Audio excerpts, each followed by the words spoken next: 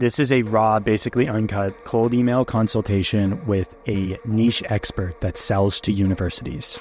I've never done anything in this niche before, so this was a total 0 to 100 look at how you can build a cold email outreach campaign from the bare bones, how to brief a campaign, how to structure a campaign, and how to ideate in order to answer the why you, why now, and win a niche through cold email to generate thousands, if not up to hundreds of thousands of dollars with his offer.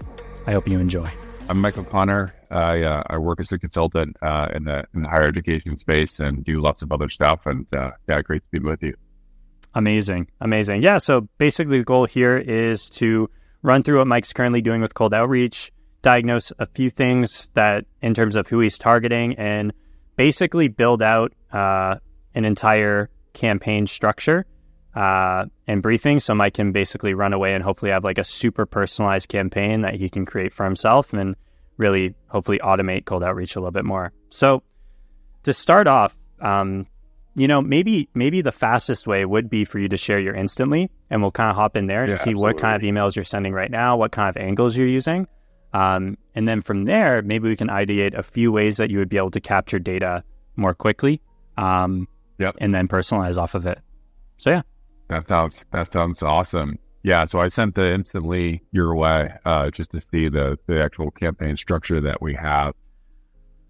Okay, awesome. I respect your time, so I'll get right to it. 20 data visualizations comparing. So walk me through, like, who are you contacting right here? Like, in terms of position, like what types of schools, like what are you looking for when you qualify this lead list?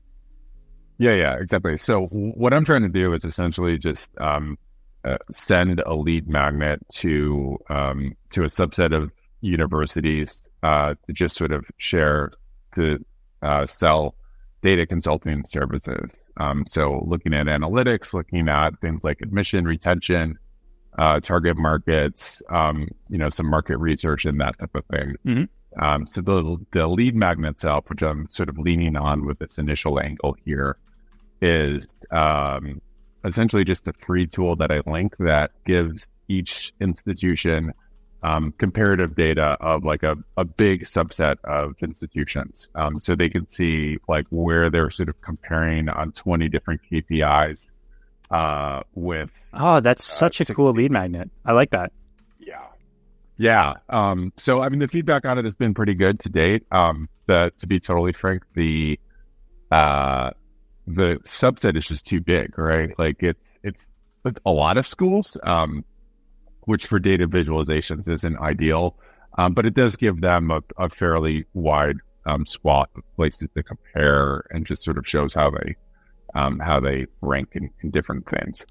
So this lead list in particular, so Great Lakes is a personalization. This is a certain subset of schools that you're targeting within like a jurisdiction, or? Yeah, exactly. So it's basically like upper Midwest. But anyway, like sort of Great Lakes institutions. So this subset, I've got 4 different subsets that I'm targeting right now. And this is one of the 4. So this is Great Lakes institutions with a admit rate that is over 75%. Awesome. Where are you sourcing this data right now?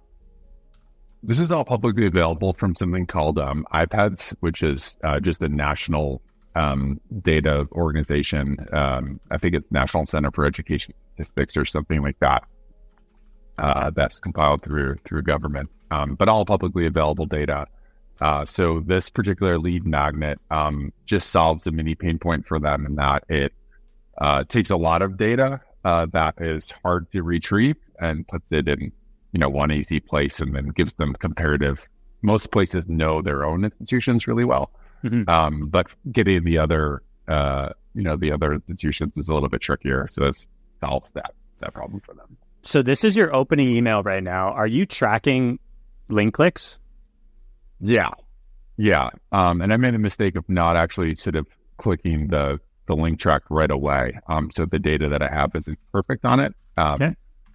But tracking it, the last subset I did performed better there. But right now it says it's 6%. My sense is that that's higher because, again, I didn't click it right away. So my sense is it's probably higher than that, but it's hard to say exactly where. Okay, awesome. And what's your like open rate like? Yeah, open rate right now is I think 47%. Okay, so open rate's actually a little bit low, and that might be because you're sending a link with tracking in the first email. This is something that like links in the first email can sometimes be a hindrance, sometimes not. But when you add those tracking pixels, that is a definite hindrance when it comes to hitting email inboxes in particular. So that's something that right away could make things a little bit better for you. And instead of sending the magnet right away, what you could look for is a reply-based magnet. So it's literally like, would it be all right? Would it be all right if I sent this info over to you? Is this relevant to you? Mind if I send it over? Just reply yes and I'll send it over. And this will actually make it easy to incorporate some spin tags into your sequences as well. Because I've noticed that right now your sequences use quite a bit of just raw language. So if we go back to it. Yep. Yeah, so right now your sequence is using a lot of raw language. For example, so where you say, so scroll up just a little bit. Yep. At the top. So right now you have hi first name. This could be hi, hey, hello. It's called a random. It's the random variable inside of Instantly. I remember that's what they call it. And it'll allow you to basically make it so that every time Instantly sends an email on your behalf, it's going to pick one of those variables to fit into that sentence structure. So, hey, hi, hello, what's up? I respect your time, so I'll get right into it. I know your time is valuable. Instead of I respect your time could be a spin. I created could be I created, I built, I put together, I just made, right? And now you have a ton of differences in your emails. And this is going to help you lower your spam score. Huge time. Because the more unique emails you're sending, the happier Google and Outlook are with your sender reputation. Okay? That makes sense. Yeah. So you said it was the huge big tip right away. Like my campaigns personally right now, ever since I started using Clay on top of those spin taxes, it went from 70% all the way up to 80% open rate. Very cool. So you can't actually track whether or not you're landing in the inbox, but for me, open rate is a big indicator on whether or not I'm landing in inbox versus spam and primary inbox. Because generally speaking, if you can hit them with a curiosity-inducing subject line, which shouldn't be super hard, people are just going to open an email. They're going to check it out. They're going to at least preview it, which gets you an open. So makes a lot of sense. I didn't want to necessarily go into like subject line or campaign copy too much, but this does give me an idea of what you're working with. So when you pull that data from iPads, is that something that you're able to pull in bulk? Yeah. So I've got it. Essentially what I do is it's just a simple CSV that you upload it in, and then it goes into Airtable and some different software to organize it and everything like that. But yeah, it's most of the KPIs that I'm pulling from this particular one are actually sort of sit in one spreadsheet. So, you could insert variables, sort of independently. They would take a little bit more work, obviously, but I could easily sort of just have custom variables for these different things in like a second email or third email. So I really like this lead magnet, but when you pull this data, without going into their systems, is there any way you can, ascertain what might be holding them back in terms of admittance rates or some of these other key data indicators?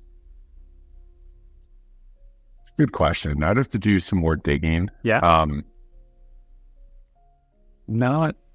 I mean, yes and no. You can. I would say you could make informed guesses, right? Yeah. So honestly, right away, one thing that you could do is work these campaigns into buckets.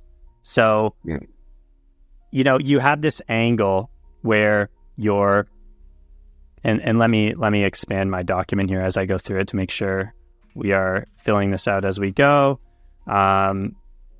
So you have this angle where you're trying to offer them great value by visualizing against basically their competitors, right? Yep. So one thing that might be a little bit more powerful is this. So you have these data points, and I don't know all the data points, but if you could do if-then statements and true-false statements against these data points on a per-row basis, where you go, if admittance rate below 60%, I imagine high admittance is good. Sorry, just to be clear. High admittance is actually bad, right? Like, so more elite institutions will have a really lower admittance rate. Okay, perfect. So let's say I noticed your admittance rate is above 75%. Actually, you can, if it's above 75%, you can pull them into a unique campaign where they're going to get an email that references their exact admittance rate. Yep. And then what you can actually do is pull for everyone in their area where the admittance rate is below maybe 25, 30%. I don't know what's like a stellar admittance rate. Or you could just say, find me in a formula on your spreadsheet who has the lowest admittance rate out of this data set and name drop them. Because right now you're hitting them with data visualizations, which is awesome. And you're mentioning Great Lake institutions. But what would be more powerful is to take their weakest variable and call out someone with the strongest variable. And then if you can do this, which I don't know if it's possible based on like your specific data set, because this is like a niche I've never touched in my life, but that's why I really wanted to talk to you about this and see if we could find something cool, is if you have data available that will let you understand why some of these businesses from a consultant's point of view are successful or unsuccessful, you can actually personalize the campaign based on specific ideas that relate to that data point. So you could then have, so your email line 1 is this. I noticed, hey, first name, I created a data set that compares 65 Great Lakes institutions. I noticed that your admittance rate is 78% right now, while your competitor blank is 36%.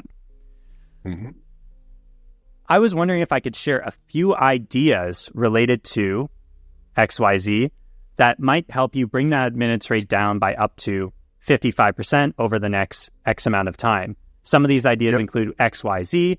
Mind if I share a video going over it? Now you have something that's like extra tailored to them, extra tailored to providing value to them. Because I think as a consultant, and correct me if I'm wrong, Mike, as a consultant, your biggest value add is what you know to do with the data, right? Based on this data, I've highlighted these weaknesses, and I want to share a few ways I think you could fix them.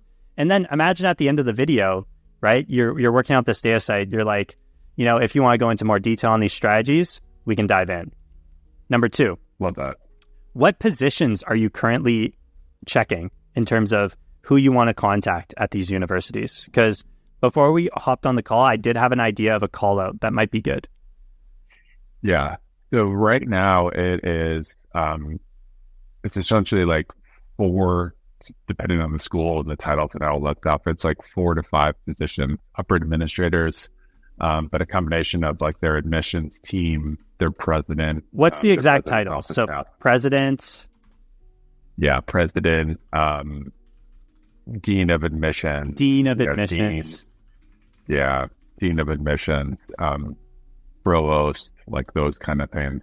It gets tricky because the titles just differ so much by institution.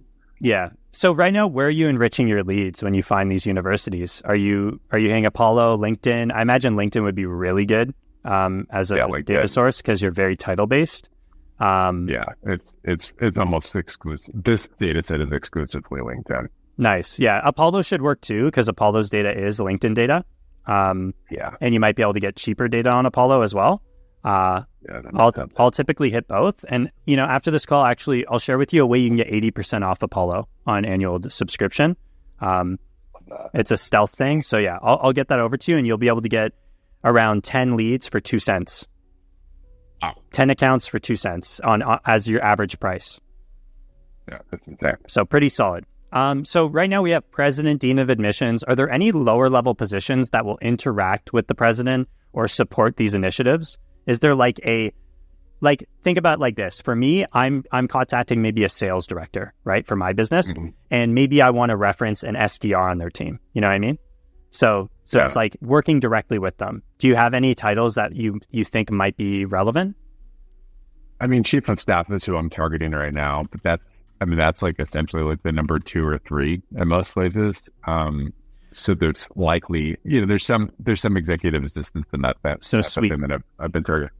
Yeah. So another thing you could consider incorporating into your campaigns to take it like truly to the next level, and get like reply rates in like the 10 to 15% range, especially because you're working with a small subset of data, is say you're targeting the president and the chief of staff, and you're talking about the admittance rate pool.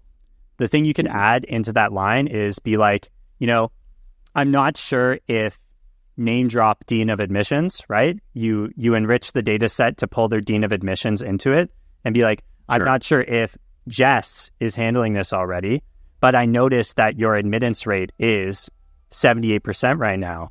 I imagine it can be tough as a large institution for them to handle this all on their own or whatever, the dean of admissions, right? So I, went through and checked all the Great Lake institutions and noticed that blank has the lowest admittance rate. I made an entire strategy going over why, because X, Y, Z.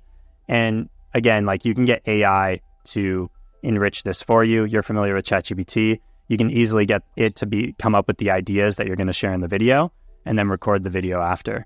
So name dropping, I think, is huge because as a university, all these higher level people definitely know each other. So you're going to prove that you've done your research, and by referencing their exact statistics from iPads you mentioned, you're going to immediately call out the problem and answer the why you, why now. And then you're going to reinforce the problem and show outsized effort by referencing a competitor that is successful, which is basically proving that if they make changes in their area, in their exact market, they can be more successful. And then it makes a ton of sense. You're actually almost providing 2 lead magnets because you're saying you did this data set, but also based on this data set, I want to provide you a quick strategy. And I think that would be your ticket to much, much higher reply rates that open the door and wasting 0 time on leads that are useless. Because I remember you telling me ages ago that you used to send a video to basically everyone, right? Yeah. No, I didn't typically do that, but... Oh, you used to send like bespoke emails to basically everyone. Is that correct? Yeah. Yes, where you went through everything. That's awesome. So yeah, I think those would be like huge triggers that would make things a lot easier for you. And now let me walk through how we get there. So the angle is that you have a specific data point that is bad. Your competitor is much better. And if they don't have a dean of admissions on the team, that's even better, okay? You're going to bucket the 2 variables into has dean of admissions, doesn't have dean of admissions. And that's even better for you on the admissions side. Noticed, not sure if call out position is, not sure if call out position is handling this already, but had a few strategies to get you to the point competitor is at, and then that's how you're answering the why you, why now. Triggers are going to be pulling employee handling problem by title, name dropping competitor from iPad sheet, pulling specific data. And then when it comes to these institutions, like there could be like a decent, like in to replace this, I respect your time, so I'll get right into it. You could be like, went through your university website and noticed that you're the leader in X, the leader in X, right? Because these respect your time ones, I think they're like an old strategy, is what I'll say. Yeah. This is something that was like, usually you're going to hit them with the, I respect your time, if you're really, really going to be selling them on a very, very quick kind of email. Whereas this is like, I want you to look at something. You're making an ask, Sure. right? So I would take a more authoritative position and skip the I respect your time and just get right into the value. Because at this point, you're going to be providing insane value. Yeah. Statist. iPads. I have strategy for you. Sales assets, sales strategy, video / mini consult based on statistics I'm seeing. And then the last thing that could be great as you transition into providing the strategy session is starting to link case studies around specific admittances, right? So, or specific data sets. So if you've helped an institution specifically with their admittance rate, that could be the next thing, right? That could be the next line. And we'll get into that. So is there a specific institution that you've helped with admittance rates big time that's known and reputable? There's one. Yeah, I'd say there's one. The challenge I have is I do have this sort of stringent non-compete with one institution, so I can't really share certain things. But there is one particularly that I actually used to work for more on a full-time basis, and I've got a little bit of a case study there that I could sell. Okay, that's no worries. Honestly, I think case studies are pretty overrated. I'll be frank with you. I think showing expertise is all that matters in the market right now, because a case study doesn't build trust the way shown expertise and value does. Compares with good results in their area. And the beauty of this campaign style is that it doesn't matter what area you're targeting. It can be Great Lake institutions. It can be every university in Florida. It can be, you know what I mean? You can have, definitely. You can have a campaign per state, per jurisdiction, no problem, and it'll be a similar campaign. So the next thing we have to figure out is something I like to call how we poke the bear. And we need to make them think about the problem in a way they may not have thought about it before. So right now, you're not necessarily calling out their problem in particular. You're blanketing them into a group of institutions with an over 75% admittance rate. You're actually saying that this is a common problem. And you're almost saying that it's okay that they have this problem, right? If 64 other institutions have this problem, why does it matter that I have this problem, right? Right. So instead of blanketing it, what we want to do is make it seem like the most pressing issue. So,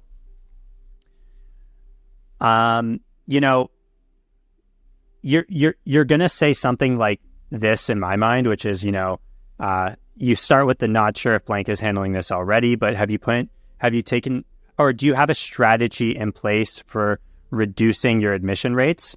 And then this is going to open up your prospect's mind, which is,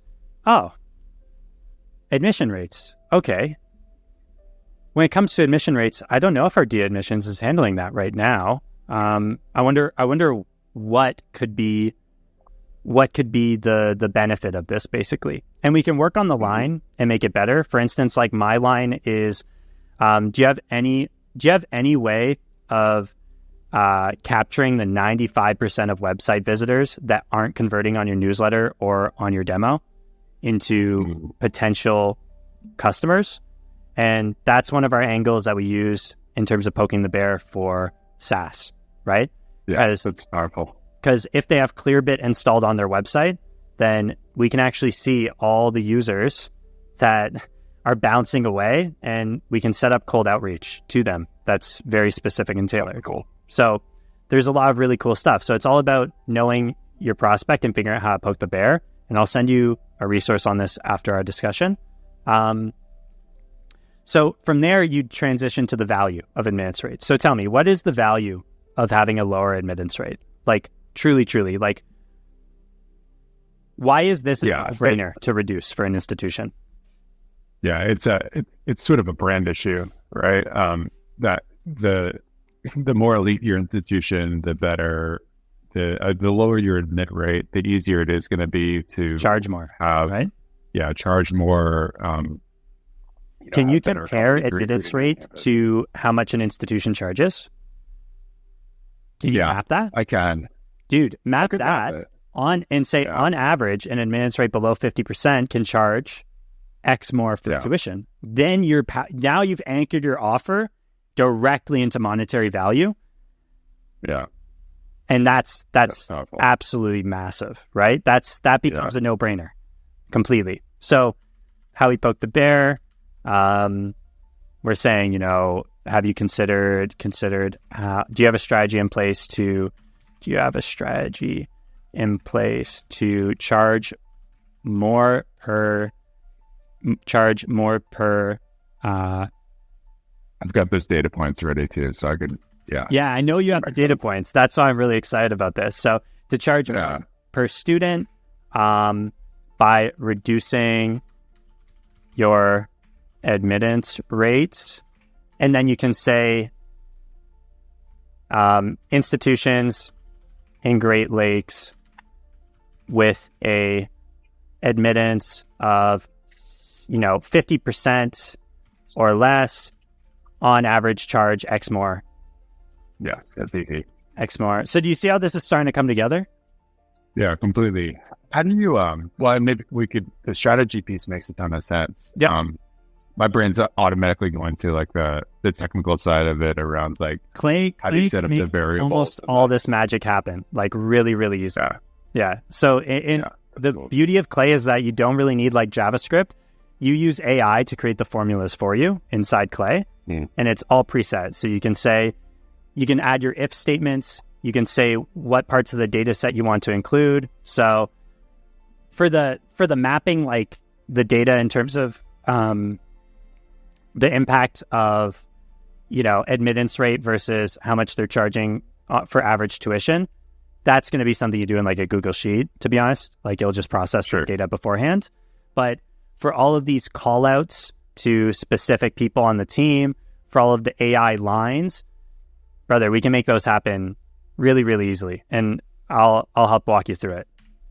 So is Clay like it's like just another piece of software that integrates with like an Instantly or it integrates pretty well. But basically what it lets you do is use over like 80 data sources to build out your campaigns. So sweet. So you can enrich directly from LinkedIn. You can pull profiles. You can pull specific roles. You can, check the technologies that they're using on their website. So maybe a big part of your offer is, you only want to target institutions that are using a specific technology to handle their back end, right? Maybe you're really only a university consultant for universities that use, just play make believe here, HubSpot, Sure. Right? And you're an expert on that technology. You've now called them out even more, right?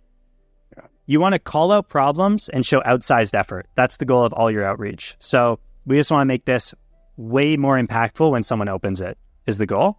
And I'm going to put together the exact enrichments that you'd have to do to make this happen inside Clay if you wanted to get started on it. But I think it would be really worth your time, personally. It makes a ton of sense. And it was funny because I started playing with like these different variables, things like that to like insert really specific data points. But the length of it just got a little bit too much because I wasn't using any sort of smart integration system there. Yeah. As much as, so that makes a ton of sense. I'll quickly show you one campaign I recently built for my company. I'm actually checking to see if they're a B2B business before I move forward. So think of how much I'm qualifying this person. I've gone through, I've made sure that they're a SaaS founder. Okay. I got their contact. I have the role. I go to Clay. I'm validating their email. I'm validating that they're a B2B company by checking their website with an AI scraper. I'm enriching their LinkedIn profile. I'm filtering a list of objects to find out if they're a first-time founder or if they've founded multiple businesses. I'm then going through and I'm checking, I'm comparing that list to see the number of results. If it's 0 or 1, I know they're a first-time founder because Apollo has data that they're a founder. And then I move on to pulling their company description. So I make a personalized line based off their company description, based off their website. Going forward, I find out the types of people that they might sell to, airport managers, seaport operations managers. I cut that down using formulas to make it so it's very clean, tight. It looks like something written by a normal person. And then I come over here and I find people that are sales and marketing directors or VPs of sales, so sales leadership. If they don't have sales leadership, they're one bucket now. If they do have sales leadership, I pull the name. I pull the name into just a first name over here, sales names, and then I'm ready to start making my personalizations, and it gets pretty freaky. So moving over here, we have email 1, line 1. So it'd be like, hey, first name, checked out your website. It looks like you provide real-time data management and asset solutions, personalized. Ended up falling down the rabbit hole a little bit and figured you may sell to airport operations managers and seaport operations managers. Okay. Super called out already, right? Okay. Now, one more call out. Not sure if Celine is handling this on your team already, but do you have a strategy in place for capturing customers via cold outreach? Yeah, that's really cool. And then you pivot into the offer, which could drop a case study, or in this case, I'm actually going to offer them a full strategy, kind of like what I'm offering you right now, because we're ready to start onboarding new prospects again. But this is the level you can be at. Yeah. It's honestly insane, the level that you can get to just inside Clay. And, that's a 2,300 person list that took me about 3 hours to prepare. But I know that 2,300 person list is going to get me anywhere from 12 to 20 sales calls. Yeah, that's insane. Right? So just a little kind of walkthrough for you on what's possible. It's all very possible if you have the data and you prepare the data. And if you're having trouble preparing the data, dude, pay a guy on Fiverr $30 to do the exact formatting you want inside Google Sheets and save yourself the time. Because as long as it's formatted correctly for you before you head in, it should be really easy. So that makes a ton of sense. So we have a pretty solid campaign idea here. So what I'm going to do now is create a subject line for you quickly. So let's say,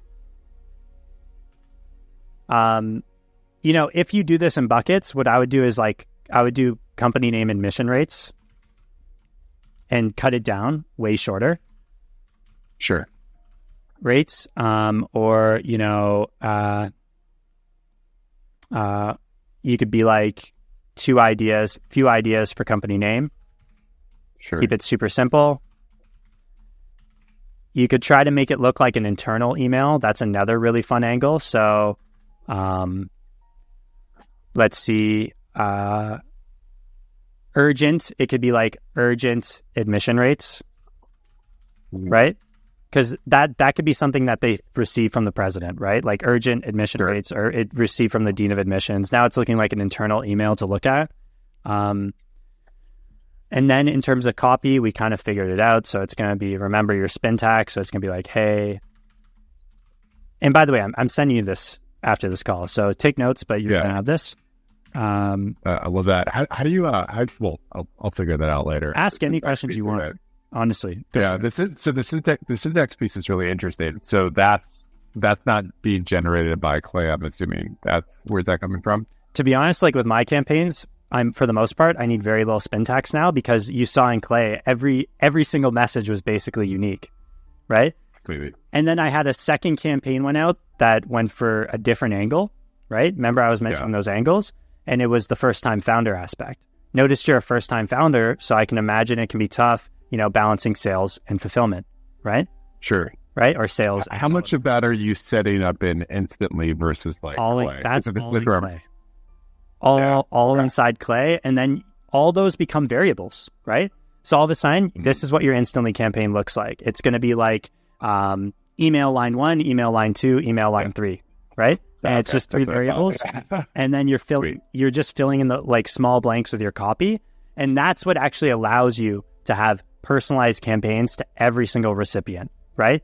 Because if you try to personalize inside Clay with like very stiff variables, right? That are like company name, first name, employee count, you're going to get stiff outputs. Whereas this lets you be flexible, right?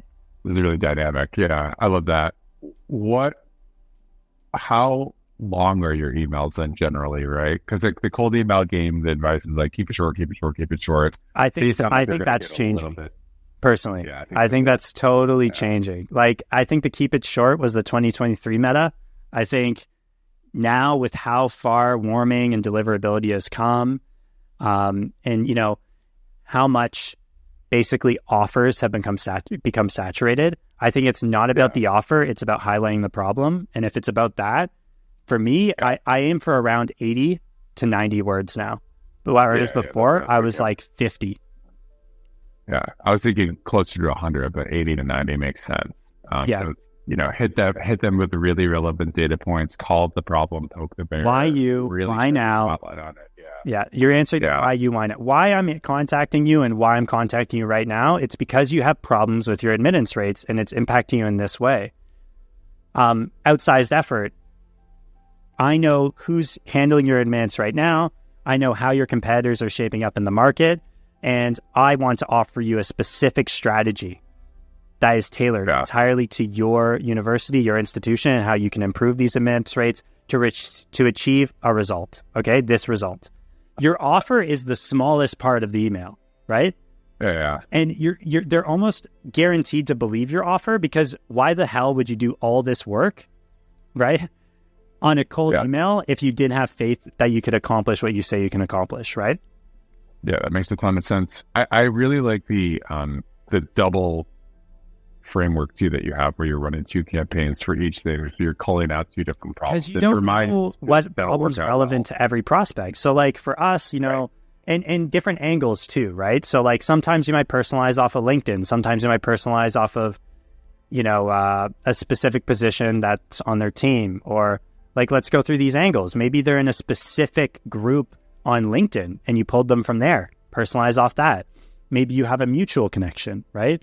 Maybe they achieved some funding recently. Maybe they're actually following you on Twitter. Like, there's infinite angles and ways you can go about this. Maybe they had a reduction in headcount in their admissions department, right?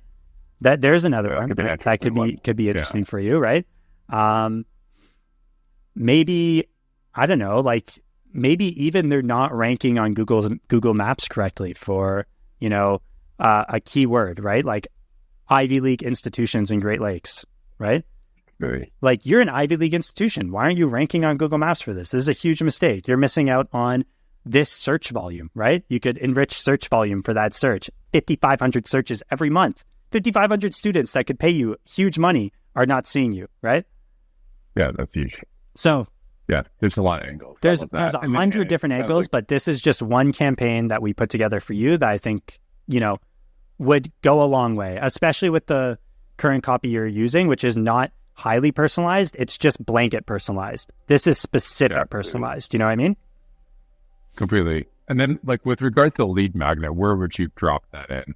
Because it sounded like you were thinking second email or third email or something, sort of like after you've sort of like highlighted and poked the bear. So you're offering lead magnet in the first email. You're just not linking it, right? Yeah. Does that make sense? So your call to action is, can I record that video for you? Would it be appropriate to record a strategy for you?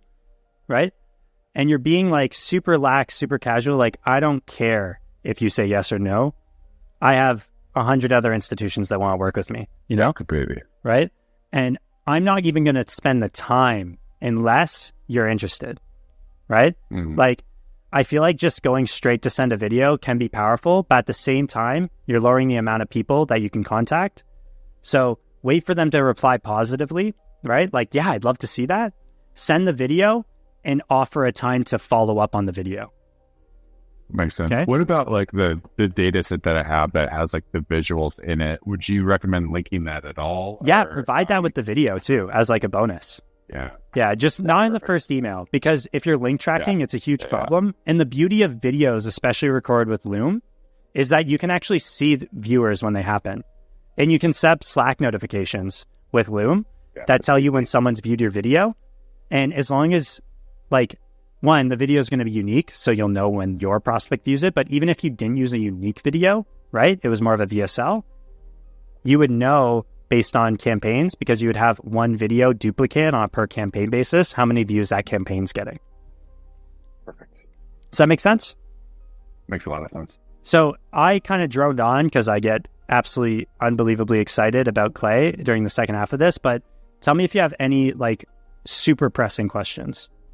It makes all the sense to me. Like, for me, I'm already in the place of like, okay, yes. I think I had about 8 questions before we started. Yeah. I took a quick look at my list, and I think we went through all of them. In my head, I'm going through, sort of sequencing and number and volume, but like all this ridiculous. I think as I play with it a little bit more, I'll get a better sense of. But yeah, this makes a ton of sense. I mean, the poking the bear especially was something I felt like I was limited in my capacity to do without sort of the Clay integration or whatever broader AI integration. So that's the piece where I felt like I was really falling short of that campaign. And you gave me so many ideas that open that up quite a bit. Perfect. Yeah, and there's like 100 other ways you'll be able to personalize. And you can try like so many different ways to use your data from iPads to make meaningful. You're basically just making meaningful observations at the end of the day and then pulling it into, framing it into your offer, right? Because you did say you have like a very diverse offer, right? Like one of the things that you mentioned struggling with when we chatted on your podcast was that you just don't know what to offer what person. I think this is going to help you figure out what to offer what person, right? Yeah, exactly. And then in terms of the one thing I think we didn't cover is those data sources. So like if I were you, I would be pulling from iPads, and then like I'll send you the Apollo thing. Try to enrich from Apollo. Right now, when you enrich from LinkedIn, are you using Sales Nav or are you doing it like somewhat manually? I actually just paid somebody on Upload to just pull some names for me. So I wasn't even doing I wasn't even directly interfacing with Nav. Okay. I had a guy just sort of pull some stuff. I would hop on a call with someone. If you want someone to pull stuff for you, like I consider prospecting so important. Like a lot of guys say the first thing you should outsource is prospecting when you talk to people in the cold email game. I think that's 10,000% wrong. The data points you get when you're prospecting and the data points you see are what helps inform how you're going to build out and create the copy for your campaign. It gives you your direction, right? So these guys might not pull every data point you want. They might not make the correct table. They might not understand the other positions that might be part of your campaign or like part of your target market. So I would encourage you to actually go to ChatGPT and try to fill in the blanks in terms of roles that might be related to your niche. That's honestly all I do. I go, hey, what are some sales leadership positions that exist only in B2B companies versus B2C? What are some sales leadership positions, or, what are some content related positions that could handle YouTube for an enterprise, right? ChatGPT is going to give you all the titles that you need to kind of fill in the blanks in your targeting and in your awareness. Because like you said, every institution kind of labels their people a bit differently, right? Completely. So I would recommend doing that. And if you want someone to pull it for you, hop on a call and get them to pull it with you the first time.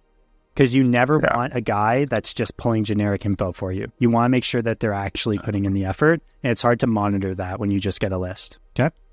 It makes a lot of sense. But I'll send I like having my hands on all levers, so. Exactly. Yes. You really want control until you find your like really winning formula, and then, get people to do it, right? Like outsource it, for sure. But man, I know you're really clever with ChatGPT, so I know you're going to figure that out fine. As you go through and you're figuring out like Clay formulas, send me literally anything you want. But this is basically what I'm trying to do for people. So I'm glad that worked out. I'm trying to do 45 to 60-minute conversations that walk people through how to make great campaigns. This is awesome, man. I can't thank you enough. This is perfect. Exactly what I was looking for. yeah, any way I can repay the favor, always happy to do it. No worries, man. No worries at all. I'm glad I could do it. I'm just trying to do it for a couple of people I know in the space, and you have a really interesting niche. So want to make sure I'm helping out the day ones, because I think we connected basically when I started on Twitter.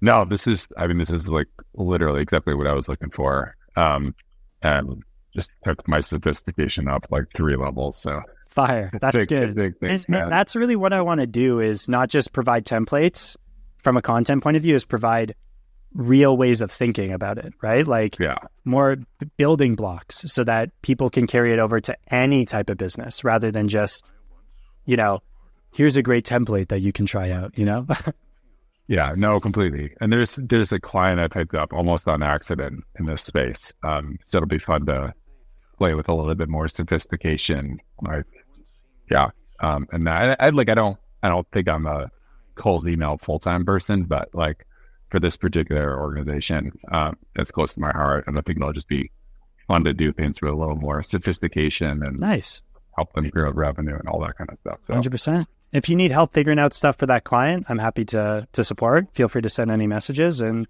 yeah, man, I think we'll cut it off there. It was great chatting with you. Love it, man. It was awesome chatting with you, and can't thank you enough. This is perfect and exactly what I was looking for. And I'd love to see the video whenever you get a chance.